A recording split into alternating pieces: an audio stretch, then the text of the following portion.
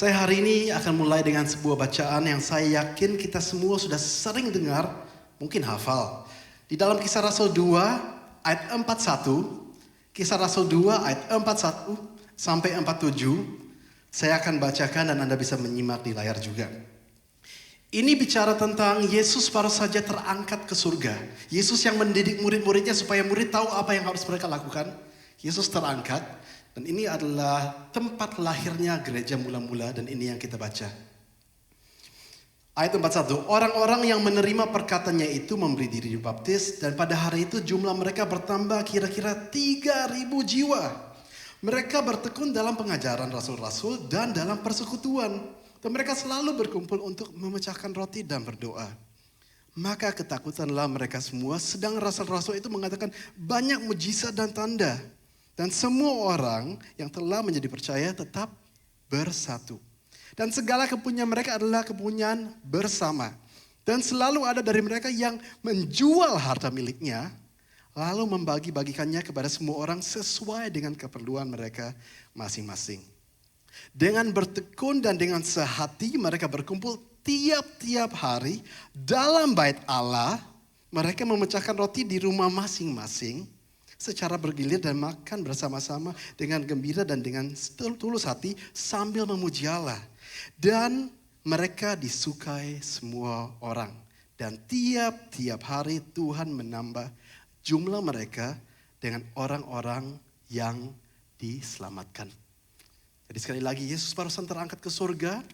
Dan setelah 120 orang pergi ke sebuah upper room, ruangan atas, mereka berdoa dan jadi Pentakosta, mereka diisi, dipenuhi, dibaptis Roh Kudus. Petrus berkhotbah. Dan waktu dia berkhotbah hadirlah ribuan orang, namun 3.000 dari mereka langsung mengatakan, saya mau percaya pada Tuhan Yesus itu. Langsung saat itu juga dibaptis. Dan sekali lagi itu lahirnya gereja mula-mula. Hari ini saya ingin berikan sebuah judul yang kita boleh lihat bersama, tua atau dewasa. Coba kita bacakan bersama, 1, 2, 3, tua atau dewasa. Ini maksudnya apa? Nah, kita harus terus mendengarkan khotbahnya supaya kita mengerti. Ini kenapa judulnya kalau bisa dipilih yang seperti ini. Mari sekali lagi kita berdoa. Tuhan, kita bersyukur kami boleh berkumpul. Kami boleh merasakan hadirat-Mu, lawatan-Mu, kekuatan yang hanya Engkau bisa berikan. Tapi juga kami rindu, kami dituntun. Supaya kami mengerti bagaimana kami harus melangkah. Bagaimana bisa hidup menyenangkan Engkau. Ini kerinduan kami. Bantu kami mengerti hari ini yang menjadi isi hati-Mu. Di dalam nama Tuhan Yesus Kristus, Mu katakan, amin. Saya mau sampaikan sesuatu yang mungkin cuma 50% dari Anda bisa merasakan. Karena mungkin saya nggak yakin juga ya, saya nggak research, tapi saya tebak. Dunia ini mungkin bisa dibagikan 50% orang extrovert. Orang yang mungkin sukanya selalu kumpul-kumpul, selalu rame. Dan mungkin 50% orang introvert. Jadi orang yang suka menyendiri, yang lebih senang pada saat sendirian di rumah dan gak ketemu orang. Nah, sekali lagi saya gak yakin apakah persis 50-50. Tapi saya adalah tipe orang introvert. Jadi mungkin yang benar-benar bisa merasakan apa yang saya akan sampaikan. Kalau Anda juga cukup introvert juga. Saya saking introvertnya, ya puji Tuhan sudah bertobat sedikit. Tapi saya masih ingat dulu, apalagi waktu saya masih tinggal di Jerman. Atau bahkan 10-an tahun lalu waktu sudah di sini tapi pulang liburan ke Jerman. Ada satu hal yang pasti saya selalu lakukan. Mungkin ada beberapa jemaat yang sudah tahu. Saya pernah sampaikan. Kalau saya lagi dalam perjalanan. Entah itu saya dalam bus, saya dalam kereta dan seterusnya. Kadang-kadang supaya saya nggak diajak ngomong orang-orang yang saya nggak kenal. Saya pakai earphone ya. Anda tahu earphone ya, headset. Dan tentunya dengan earphone itu yang dikoneksikan ke HP atau kemanapun kita bisa dengar lagu, dengar dan dengar banyak sekali hal. Tapi saya jujur, tidak selalu pada saat headset itu masuk telinga saya, ada sesuatu yang saya dengarkan. Kadang-kadang cuma di telinga saya supaya kelihatan sibuk atau kelihatan saya dengar sesuatu supaya saya ajak ngomong. Karena memang saya introvert, saya lebih senang diam aja. Dan sekali lagi ini terutama hal yang saya lakukan dulu ya, 10 tahun lalu dan seterusnya. Jadi pasti kemana-mana bawa headset. Belum tentu mau mendengar sesuatu, tapi paling gak diganggu orang. Dan juga kalau saya pergi ke gym, di dalam gym olahraga, saya pasti pakai headset. Tapi saya mau kasih tahu Anda ya, kalau Anda ketemu saya di gym, saya pakai headset. Itu saya, apalagi saat ini, beneran saya lagi dengar sesuatu. Rata-rata kalau saya di gym, saya pikir supaya sekalian waktunya kepake Dengan rohani juga, saya sambil angkat beban, saya itu dengar khotbah, dengar firman Tuhan, dengar podcast. Karena kalau saya nggak ngapa-ngapain, saya juga rasa bosan. Jadi sekali lagi ya, kalau Anda ketemu saya di gym, ada sesuatu di telinga saya, itu bukan karena mau menyendiri, karena memang saya lebih senang dengar sesuatu. Tapi kenapa saya sampaikan ini? Karena dengan ini saya mengerti bahwa kalau kita menyendiri lebih gampang kelihatannya, dalam tanda kutip, lebih gampang hidup kudus. Dalam artian, lebih gampang gak tersinggung, lebih gampang gak emosi, lebih gampang gak kecewa dengan orang. Karena saya gak ketemu orang. Mau tersinggung dengan siapa? Saya cuma sendirian di kamar. Tersinggung dengan diri sendiri kan aneh. Ya kan? Marah dengan diri sendiri, emosi dengan diri sendiri, kecewa dengan diri sendiri. Jadi saya sadar, kalau kebanyakan menyendiri memang gampang kelihatannya. Untuk kita merasa lebih hebat. Oh, saya gak marah-marah, saya gak emosi. Anda tahu, banyak sekali tahun yang lalu, di abad-abad sebelumnya, ratusan tahun lalu, para biarawan Kristen, seringkali pada saat mereka merasa, aku ingin lebih dekat dengan Tuhan, atau ingin lebih kudus dalam tanda kutip, karena itu pengertian mereka akan kudus walaupun salah, mereka akan menyendiri ke biara. Dan bisa tinggal di sana berminggu-minggu, berbulan-bulan, bertahun-tahun. Dan di sana kadang-kadang mereka in solitude, artinya mereka menyendiri dan berdiam. Dan mereka merasa dengan itu mereka menjaga kekudusan. Apakah begitu konsepnya? Justru enggak. Tuhan katakan, pergilah. Jadikan segala bangsa muridku, jadilah terang. Justru kita harus di tengah-tengah orang, tapi di sana justru kita juga diasah untuk belajar mengasihi, belajar mengampuni, belajar menerima, belajar sabar, dan banyak hal sebagainya. Kalau menyendiri terus dalam tanda kutip hidup kudus, tapi itu sebenarnya bukan hidup kudus, itu salah. Cuma kadang-kadang pengertian orang itu dalam artian untuk tidak marah, tidak emosi dan menahan diri, tentu lebih gampang. Jadi yang kita baca barusan di Kisah Rasul pasal 2 tadi, itulah gereja yang Tuhan Yesus tinggalkan. Selama 3,5 tahun dia melayani di bumi ini, dia membuat mujizat, dia mengajar, dia bangkitkan orang mati, dia memberi makan banyak orang, dan ada 12 orang yang selalu ikut. Ke-12 murid. 12 orang itu belajar dari hidup, pengajaran, pelayanan Tuhan Yesus. Dan setelah 3,5 tahun selesai, Yesus sudah mati di kayu salib, sudah bangkit, sudah terangkat ke surga. Yesus pakai mereka untuk mendirikan gereja mula-mula. Lahir di Yerusalem, tapi hari ini tersebar di seluruh dunia. Salah satunya kita di sini. Bisa mengenal Tuhan, ada gereja di sini. Mulai 2000 tahun yang lalu. Dan mulainya bagaimana? Seperti yang tadi kita baca di Kisah Rasul 2, 42 sampai 47. Bahwa itu adalah sebuah gereja yang ada kebersamaannya. Yang ada banyak kata salingnya. Saling mengasihi, saling mendoakan, saling membangun. Dan kalau Anda mau tahu, di seluruh perjanjian baru ada 59 kali kita disuruh melakukan suatu saling. Saling begini, saling mendoakan, saling mendorong, saling menasihati, saling membantu. 59 beda-beda kata saling. Dan itulah gereja yang Tuhan Yesus bangun. Gereja terbangun bukan dengan orang-orang yang semuanya cuma mau menyendiri. Tapi orang-orang yang rela keluar dan berkomunitas.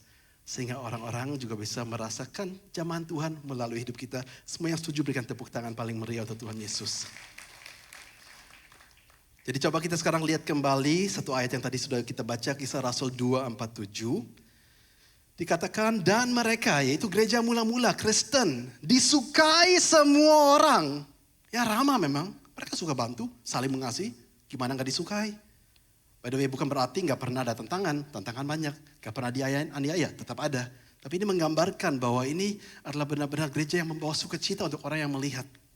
Dan tiap-tiap hari Tuhan menambah jumlah mereka dengan orang yang diselamatkan.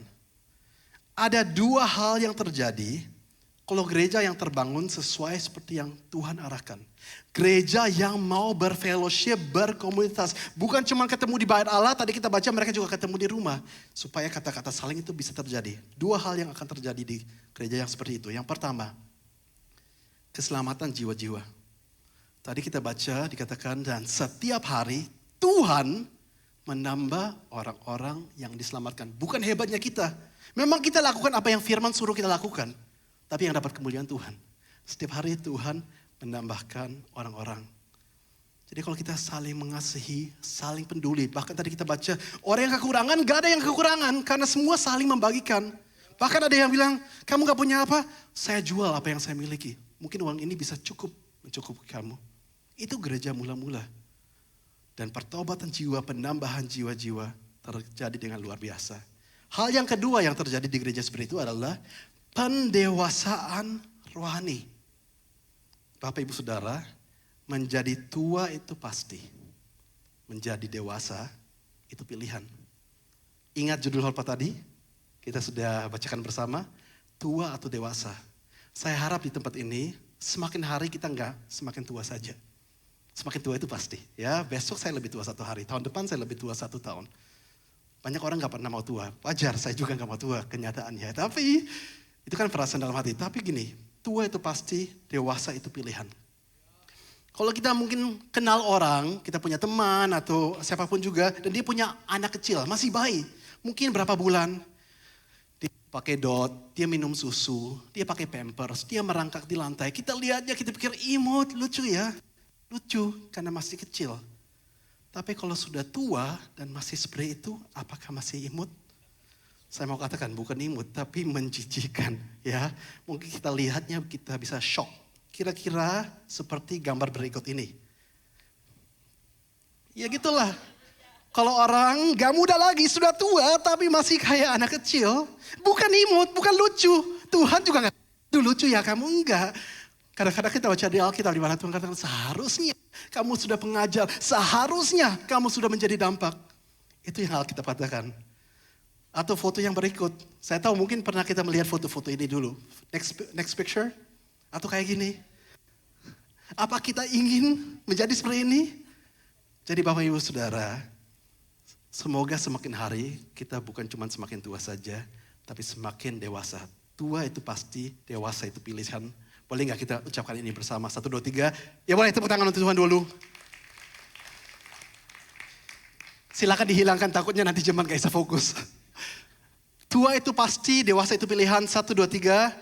Tua itu pasti, dewasa itu pilihan. Jadi mari hari ini kita sekarang mau melihat gaya hidup yang seperti apa yang Tuhan inginkan. Gaya hidup yang Tuhan tetapkan supaya orang-orang di dalam gereja bertumbuh dewasa. Bukan cuma tambah tua. Kita lihat sebuah ayat Yohanes 13 ayat 34 sampai 35. Yesus mengatakan kepada murid-murid, aku memberikan perintah. Ini bukan masukan ya. Yesus bilang, aku berikan masukan, kalau mau silakan, kalau nggak mau ya udahlah. Bukan, saya berikan hukum, perintah. Tolong dilakukan, perlu. Perintah baru kepada kamu yaitu supaya kamu saling mengasihi sama seperti aku telah mengasihi kamu. Demikian pula kamu harus saling mengasihi. Dengan demikian semua orang akan tahu bahwa kamu adalah murid-muridku. Yaitu jikalau kamu saling mengasihi. Dunia dan orang-orang akan tahu bahwa kita murid Kristus. Bukan pada saat kita merasa doktrin kita yang paling keren dan paling benar. Bukan pada saat kita merasa saya paling berhasil menurut dunia, paling kaya. Bukan pada saat saya yang paling menang. Seringkali yang terjadi kalau ada sebuah pertandingan yang besar, katakan pertandingan sepak bola. Satu tim kota ini lawan satu tim kota itu. Anda tahu ada orang yang saking ngefans, mereka berdoa kepada Tuhan. Tuhan, saya berdoa tim saya yang menang, tim kota kita atau tim negara saya. Supaya nama Tuhan yang dimuliakan. Tapi di kota sana, atau di negara sana, juga ada orang-orang yang berdoa, Tuhan saya berdoa negara kita lah, atau kota kita lah yang menang. Supaya nama Tuhan dipermuliakan. Terus berarti Tuhan cuma bisa dipermuliakan oleh salah satu yang menang. Yang kalah, nama Tuhan gak dimuliakan. Ya gak begitu dong.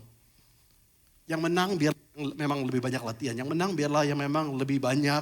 Mungkin benar-benar memberikan yang terbaik. Berusaha. Siapapun yang menang juga gak terlalu penting. Saya sangat terberkati, saya sering dengar Pastor Ivan mengatakan begini. Bahwa dia sampaikan kepada anak-anaknya. Kamu jadi juara 1 ataupun tidak gak penting bagi Papa. Gak penting. Kalaupun sampai juara karena memang anaknya mungkin rajin dan seterusnya, ya silakan puji Tuhan. Tapi juara nggak juara, menang nggak menang, itu nggak menjadi soal untuk bapaknya. Bapak-bapak yang di surga juga sama. Gimana caranya 2 tim sepak bola atau olahraga apapun mereka bertanding, cuma satu sih yang bisa menang. Sama juga kalau mungkin kita mendoakan anak kita Nah kita mungkin mau ikut sebuah ujian atau lomba, kita doa, bahkan panggil teman-teman untuk berdoa, tolong doakan anak saya menang, nama Tuhan dipermuliakan. Tapi semua anak-anak lain di kelasnya juga anak Tuhan. Berarti pas mereka nggak jadi juara satu, nama Tuhan nggak dipermuliakan, ya nggak gitu dong. Ya kan? Jadi bukan soal siapa yang paling menang. Bukan soal siapa yang paling berhasil, keuangan paling banyak. Kalau itu yang mempermuliakan nama Tuhan, berarti rasul-rasul semua yang di Alkitab, gak ada satupun yang mempermuliakan nama Tuhan. Paulus, Petrus, Yohanes, dan yang lainnya kita baca, bukan seorang yang kaya raya. Tapi mereka mempermuliakan Tuhan dengan cara yang lain. Yang Tuhan sudah tetapkan bagi mereka. Bagi setiap orang ada porsi-porsinya. Bagaimana kita mempermuliakan nama Tuhan. Semua yang setuju katakan amin. Boleh tepuk tangan paling meriah. Jadi Yesus katakan, saya berikan perintah yang baru.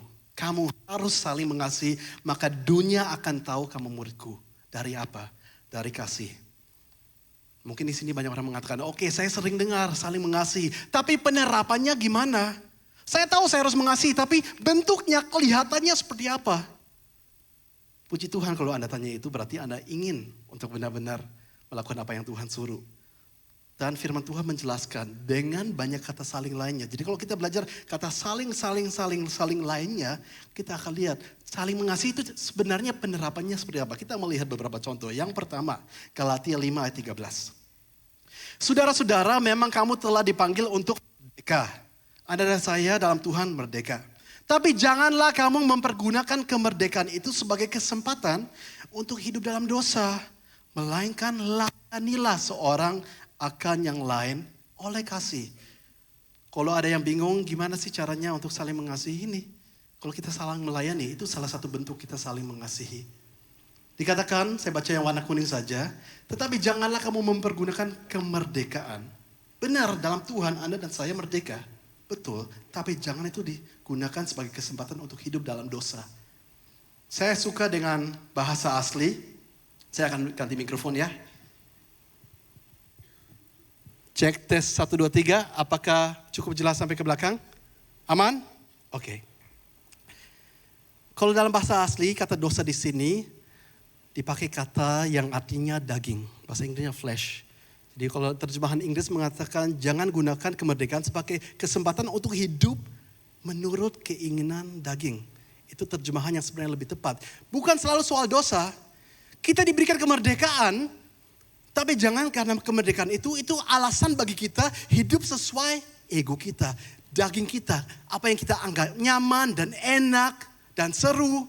Sehingga saya hidup cuma untuk diri sendiri. Yang penting saya berhasil, yang penting keluarga saya nyaman. Tanpa memikirkan yang lain. Dikatakan, melainkan layanilah seorang yang lain oleh kasih. Gimana teman-teman di dalam satu gereja, gimana orang-orang yang di luar sana bisa merasakan dan mengalami Tuhan. Cara yang Tuhan pakai adalah kita semua di sini mau menjadi orang yang menggunakan kemerdekaan kita sehingga orang lain terlayani. Semua yang setuju berikan tepuk tangan paling meriah. Saya bersyukur saya melihat di tempat ini begitu banyak orang yang melayani Tuhan. Baik di luar hari Minggu, baik di hari Minggu. Ibadah gak bisa jalan. Kalau nggak ada volunteers, ada praise and worship, ada tim usher, ada yang di balik layar, ada yang jadi guru sekolah minggu. Mereka semua seharusnya katakan, saya bebas kok. Saya bisa melakukan apa yang saya mau. Saya ingin hari Minggunya enjoy jalan-jalan, melayani ngapain. Ya mereka bisa ngomong itu. Tapi mereka menghidupi firman Tuhan yang mengatakan enggak. Justru mereka mau menggunakan kemerdekaan bukan untuk egonya sendiri, kenyamanannya sendiri. Melainkan mereka melayani seorang akan yang lain oleh kasih. Saya bersyukur di sini ada banyak sekali orang yang menjadi gembala dan asisten gembala di Komsel. Tempat ini namanya Life Group. Di mana di tengah minggu yang seharusnya mungkin katakan satu orang di hari Rabu harusnya bisa free. Dikatakan enggak. Saya akan membuka hidup dan rumah saya untuk saya melayani orang-orang. Saya menjadi gembala, saya mendengarkan masalah dan problema mereka. Saya akan bimbing mereka. Itu butuh waktu dan tenaga, seringkali juga dana. Tapi mereka menggunakan hidup mereka untuk saling melayani oleh kasih. Boleh nggak kita berikan tepuk tangan paling meriah untuk orang-orang di sini yang sudah memberikan hidupnya untuk Tuhan. Saya ingat 2 minggu lalu saya lagi keliling life group, saya pergi ke satu life group yang ada di barat. Dan waktu itu ada satu orang yang sharing, Saya belum sempat minta izin kepada orangnya, jadi saya nggak akan sebutkan nama orangnya. Tapi orang itu sharing dan saya terharu dan terberkati. Orang itu mengatakan bahwa sebelumnya dia sering di mana-mana merasa seperti penolakan. Dan dia merasa masa sih orang seperti dia itu bisa diterima. Dan dia ceritakan bagaimana dia diajak ke life group karena memang dia orang itu khususnya waktu itu dia kerja di hari Minggu, belum bisa ke gereja hari Minggu walaupun sekarang sudah sering mulai datang hari Minggu juga. Tapi dia datang ke life group dulu dan dia begitu heran dan terkesan dan terharu bahwa di life group itu ada orang-orang yang menerima dia apa adanya. Dan waktu saya cuma mendengarkan apa yang dia sharingkan, apa yang dia sampaikan, dan saya katakan dalam hati, ya justru gereja harus seperti itu.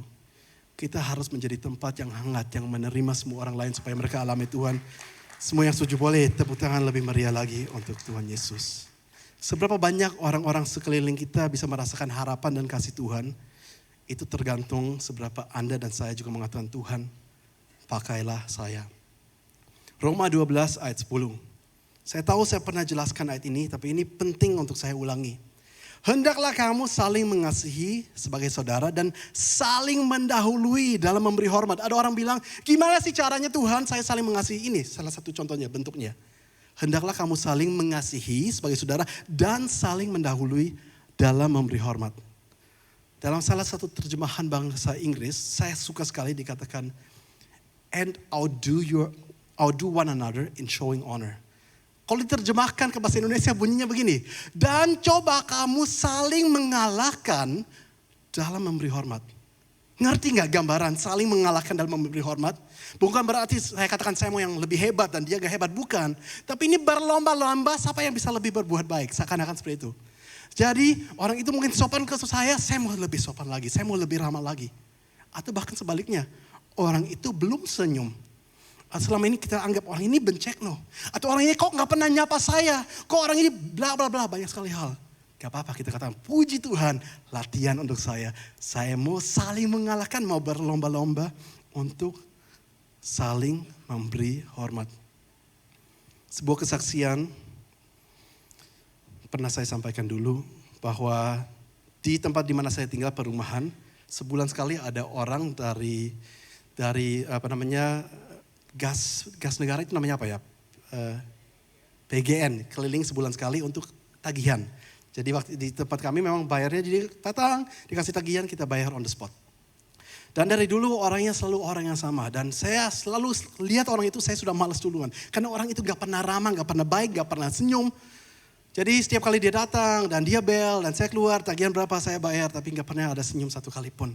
Sampai satu saat saya lupa itu sudah lama ya. Saya pikir ya udah coba saya ramah kepada dia deh. Saya ajak ngomong, saya ingat, saya kasih dia tip. Saya masih ingat. Saya ngomong, saya ngobrol. Orang itu ternyata ramah. Cuman saya nggak tahu, mungkin dia begitu banyak mengalami penolakan. Mungkin karena dia kemana-mana kan nagih uang, seakan-akan seperti itu. Mungkin orang malas dengan dia. Mungkin raut wajah dia itu cuma menggambarkan apa yang dia merasakan di dalam. Dan gak ada yang menerima dia. Dan saya heran sejak hari itu setiap kali dia datang. Dia senyum lebar, kita ngobrol. Beberapa tahun kemudian orang itu sudah gak datang lagi. Yang datang selalu orang lain. Sampai satu saat saya tanya orang lain itu. Si bapak dulu yang selalu datang, kok sudah gak datang?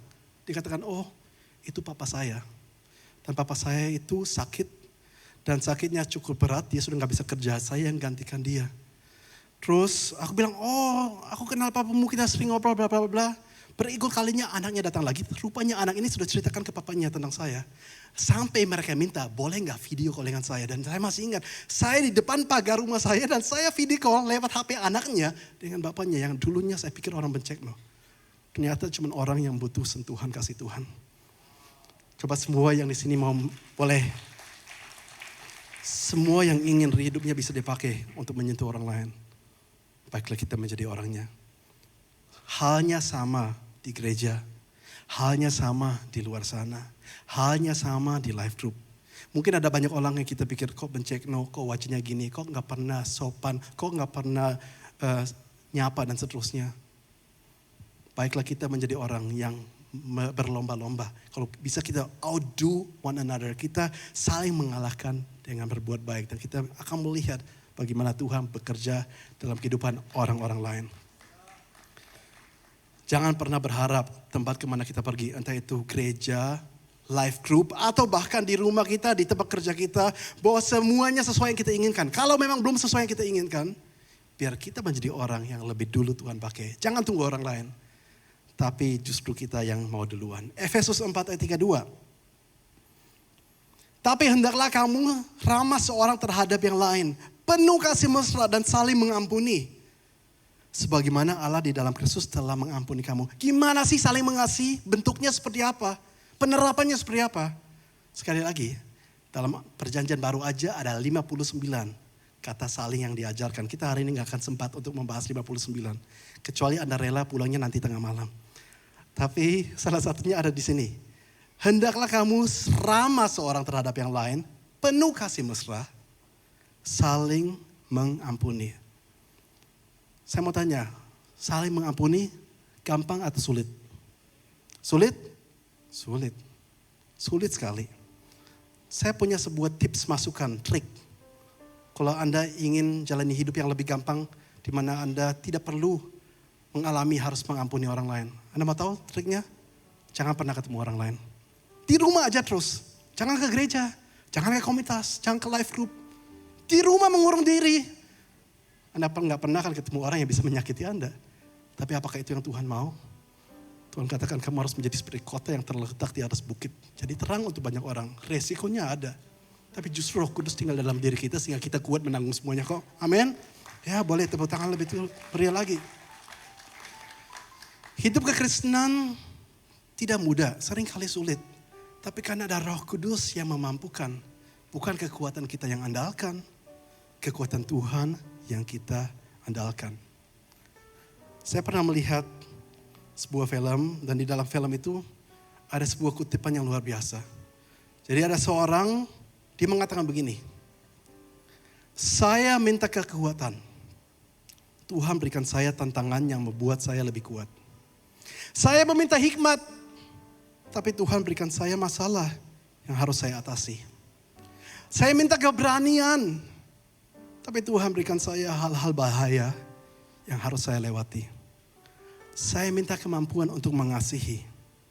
Dan Tuhan berikan saya orang-orang yang sulit dikasihi. Tuhan menjawab setiap doa saya. Apakah kita sadar banyak hal yang kita rindukan? Bahkan untuk kita bertumbuh, menjadi sabar, mengasihi dan seterusnya. Bukan berarti saya doa, besok saya bangun, saya orang sabar. Enggak. Saya berdoa dan besok saya bangun tiba-tiba saya bisa mengampuni dan maafkan dan gak punya kepahitan. Enggak. Tapi Tuhan izinkan atas situasi-situasi hidup di mana saya bisa bertumbuh. Karena yang Tuhan inginkan lebih daripada hidup nyaman adalah hidup Anda dan saya semakin hari semakin menyerupai Tuhan Yesus. Dan kalau di dalamnya ada ujian, di dalamnya ada yang berat. Tapi percayalah bersama dengan Tuhan Yesus menjadi sukacita dan damai sejahtera yang luar biasa. Bapak Ibu Saudara, kalau saya bisa berikan satu tantangan hari ini. Bergabunglah dalam sebuah komunitas. Di gereja kami namanya life group. Kalau gereja lain mungkin komsel, cell group. Sini namanya life group. Itu tempat di mana kita bisa bertumbuhnya bersama. Justru di sana kata salingnya terjadi. Kalau kita di gereja hari Minggu kata saling susah. Gimana caranya untuk saling mendoakan, saling mendorong, saling menasihati, saling melayani. Dan 59 kata saling. Tapi dalam kelompok kecil justru itu semuanya terjadi. Dan bagi Anda yang mungkin sudah bergabung di sebuah komunitas life group. Dan Anda katakan, tapi aduh kok kadang-kadang malas ya. Ada orang bencekno, ada orang yang gak sopan. Katakan puji Tuhan. Tuhan karena dia, saya lebih cepat bertumbuh menyerupai engkau. Jadi katakan puji Tuhan. Kalau Anda mungkin belum di sebuah komunitas, bergabunglah. Itu cara yang Tuhan pakai. Supaya kita gak cuma semakin tua, tapi semakin hari semakin dewasa. Justru di mana orang itu dekat, yang namanya gesekan semakin bisa terjadi. Tapi Tuhan mengatakan seperti besi menajamkan besi, manusia menajam sesamanya. Ternyata itu justru rencana Tuhan. Kalau ada yang merasa selama ini saya sering disakiti, saya sering dikecewakan, mintalah Tuhan kuatkan. Dan percayalah dengan Tuhan, Anda akan mengatasi masalah ini. Dengan Tuhan Anda akan keluar lebih kuat, menjadi orang yang diubahkan. Semua yang setuju tepuk tangan paling meriah untuk Tuhan Yesus. Justru kata Yesus, dia datang untuk orang sakit. Karena dia adalah tabib. Anda adalah orang sakit. Saya adalah orang sakit. Di mana ada satu orang yang sempurna? Enggak ada.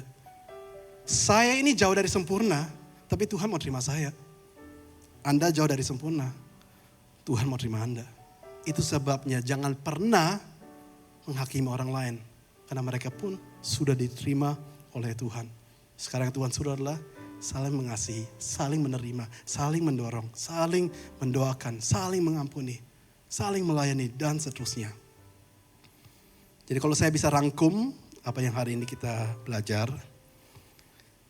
Yang pertama adalah bahwa gereja yang seperti itu.